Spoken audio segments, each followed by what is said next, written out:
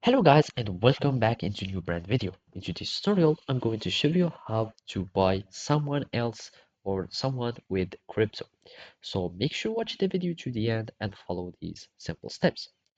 So basically, you will need just to go to any exchange or crypto exchange that you would like to use. And in this example or in this video, I'm just going to show you how to do it with Binance.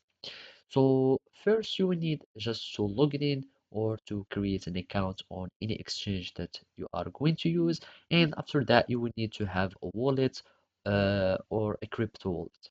So here I have my Binance wallet, and from here I can send the money or pay the other person. So basically, if you want just to send the money from Binance, you will need just to go here to the overview, or you can go directly to spot, and you will need just to have your tokens here in your spots. And after that you will need just to withdraw the money if you want like to go to another wallet or anything that you would like. So here you will need just to have the address of the recipient, and you will need just to put the address, or if he was another Binance user, you can use the Binance ID or Pay ID. So from here you will need just to add the address and go and search for the network for the address, and you will need just to click on send.